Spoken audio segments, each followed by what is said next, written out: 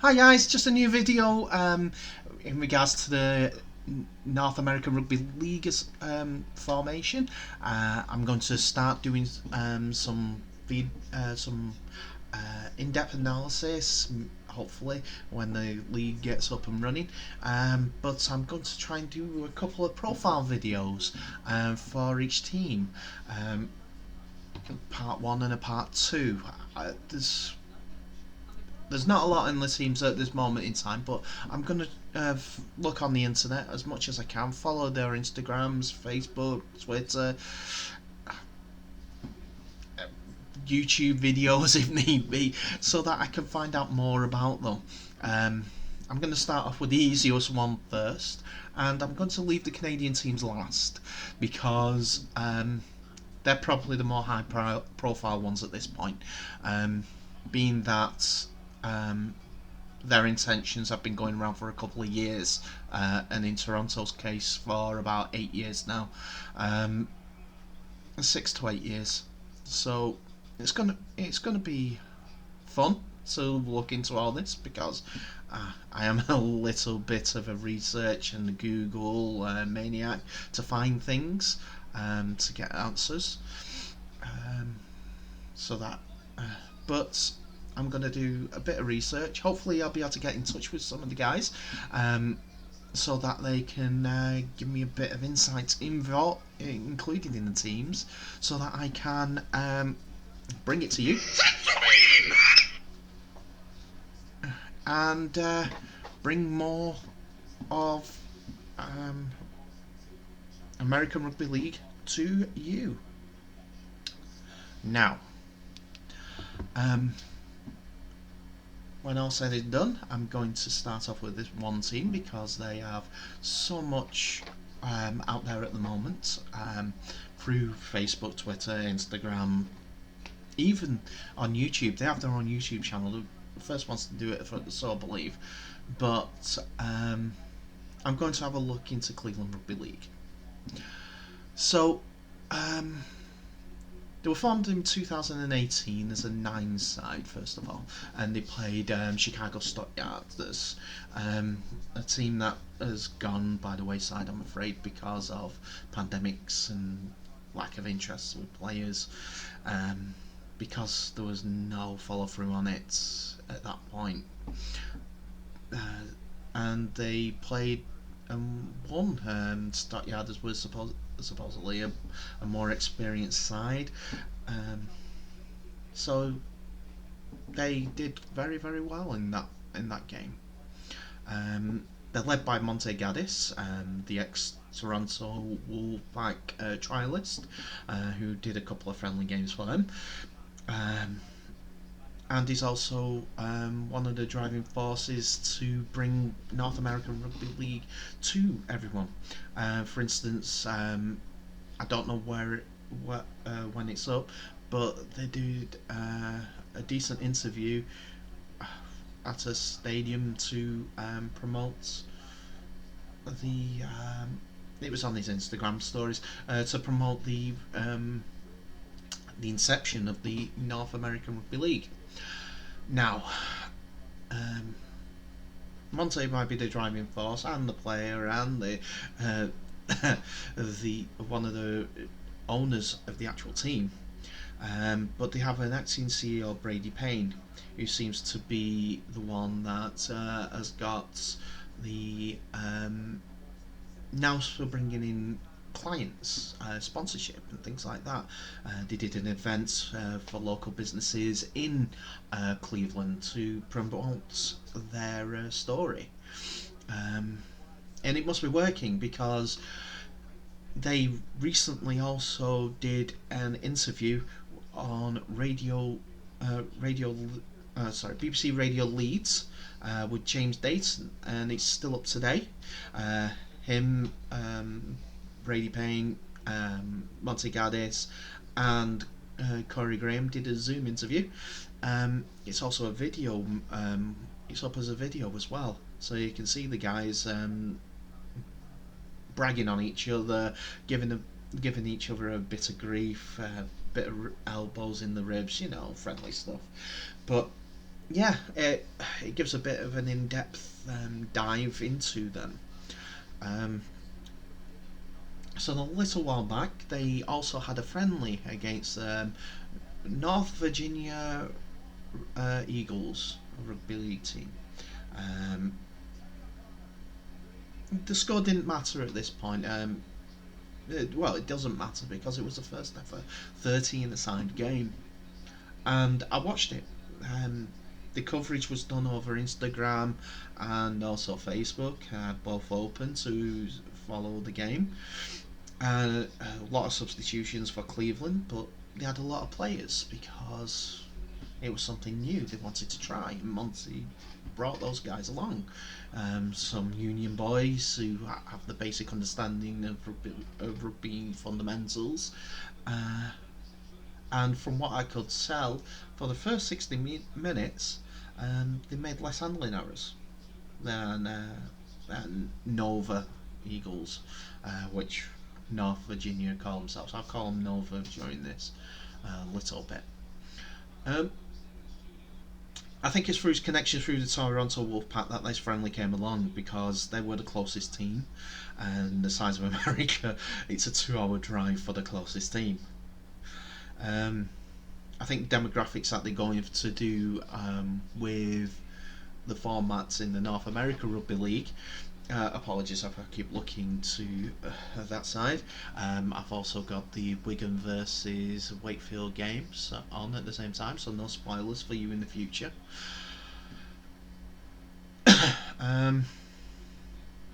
No spoilers from me. Don't tell me to get the score in the comments at all because it'll spoil it for me. When this comes out, it would have been played about 4 days ago. Anyway, I kept in touch with Monte with feedback. We both give each other feedback. I give him some ideas. It was small time ideas compared to what they were doing now, but it was ways to bring in money. But he was open to listening because because I did some junior. I played junior rugby league. Plus, my family played junior. My brothers played junior rugby league. My mum helped run as an assistant treasurer, fundraising. Got got people involved to do rugby fun days. My stepdad was a coach. My dad was a coach as well for my team when I was younger. So and my granddad my granddad's cousin is one of the coaches there. My second cousin was a player there. I can go on with Langworthy. No, I'll get back to Cleveland. But yeah, they had that first game, and then afterwards they decided to design their own shirt, and it was quite unique. Black, red, and yellow was their go-to colours. Predominantly black, but it was striking. Vertical stripes, and the badge is quite striking as well. It looks like a guitar pleck with a skull guitar in the middle with lightning bolts either side. It was very, very apt that they chose that because they have the Rock and Roll Hall of Fame in Ohio, so it's not too far away from the team. The game that they played against Nova was in a town called Avon, not too far, about 45 minutes outside of Cleveland, a small town relatively. But these guys have taken the Cleveland moniker and they're representing Ohio in this side. So hopefully they can get the backing of the state, the governor, the mayor, whoever. But they need eyes on the prize. They need eyes on the product so that they can get those recognitions to go through. I know Monty got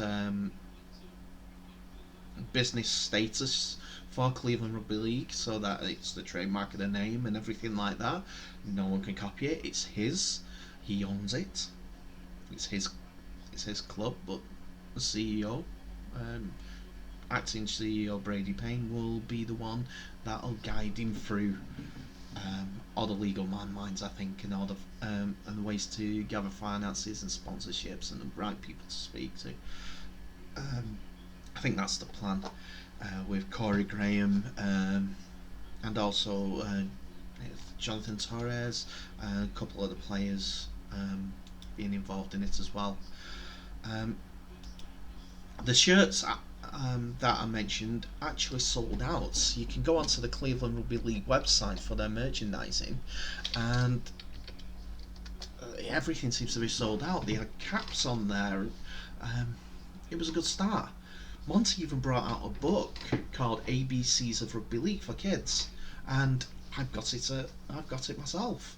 Um, it's not too far away from me. Available all good Amazon stores right now. See, got it right here.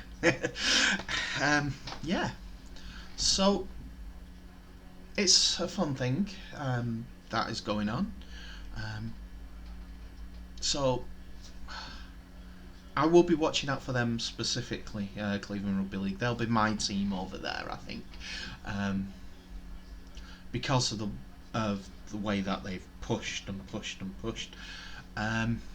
I want to be on them Zoom calls when they're all talking about this, and how they've got the streaming service involved, Sportsplay, because it is massive that they've got a TV deal, all these clubs, because it's a stepping stone to getting that right quality of professionalism. Get up there, get up there. So yeah, um, there is so much more that is going to come from all this, and we're going to hear more and more over the next 77 days before the league starts, because we need to know more. We want to know who our teams are going to be managed by, who's their player roster is going to be, what their kits are going to be like. They've all got their colours, they've all got the badges. I know that it's always going to be fun because it's rugby league. It's going to be smash, bang, wallop. Then here's your pint. Because it's that sort of mentality. It's a fight, and then the family can do afterwards, laugh and a joke. Yeah, it's a game for all. So if people are watching this in America, and want to know more about it, go on to the North American Rugby League Twitter account and find your team, find your closest team. Go on there, narugbyleague.com for the fixtures and things like that. So yeah, to find out more information about the teams and everything. Um, there's a there's 14 teams for you in America to get behind, and there's 2 already in Canada for this season after. It's here for at least 2 years. If it's going with this TV deal and they get the eyes, they'll need you. So get on Sports Flick app so that they can get the eyes, that they can fund this enterprise and grow the sport, because more competition means that we can survive. Anyway, back to Cleveland. If you go on to Cleveland Rugby League's Instagram stories or Instagram pages, you see them. They're doing indoor training. They've got a DJ running all the time. They're doing tackling drills. They're doing touch rugby games. They're doing handling skills. It looks like that they're all having fun as well, because there's some videos that they're laughing and joking about, and it's all to bring this sport together. Um, there will be friends made. There'll be war wounds put together. It it'll be their badges of honour after all that. All said and done. I know they're getting plenty of eyes over in the UK because of they've been going for a longer. Then there's French, the French backers. Every now and again, you see people getting in touch that are French, Australian, New Zealanders, but it seems to be the Americans that are slowly coming around to it. Mostly it's the people that are involved in the actual clubs themselves, but more information will come along, and hopefully we can see more and more of this sport growing, because that's a market that, if it's cracked, will reap their massive rewards even.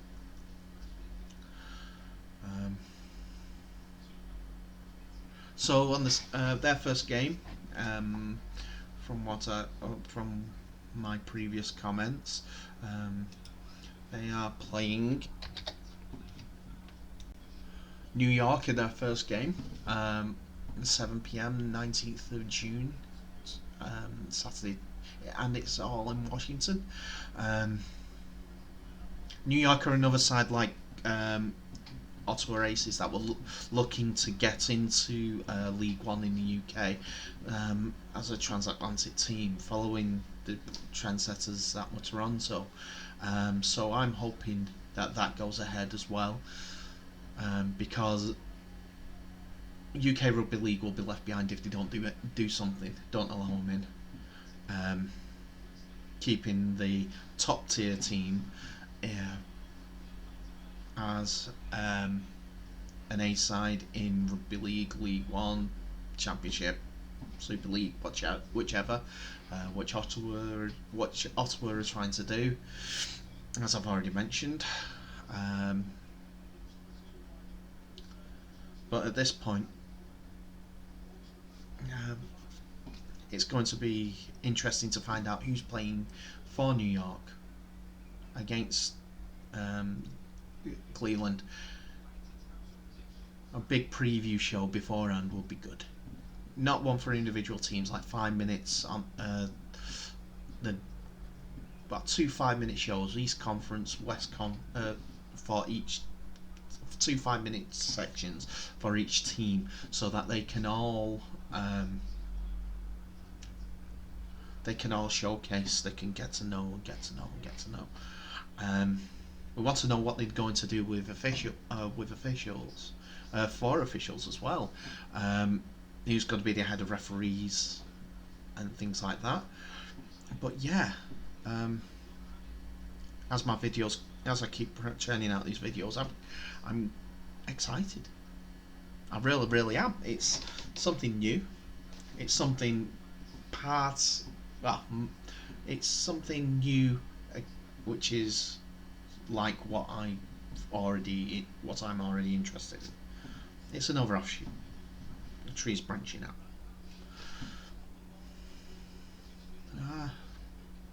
And Cleveland, I must be honest, will be the first team that I will go watch once I get over to America for a visit. It's going to be fun, and I hope them guys are going to enjoy it as much as the people watching and the people down the years have enjoyed rugby league. So I'll leave it for now. I'll get a bit more information, a bit more about the team, and then I will get back to you, and then I'll post game number 2, part number 2 of Cleveland in the future. Thanks for now. Bye.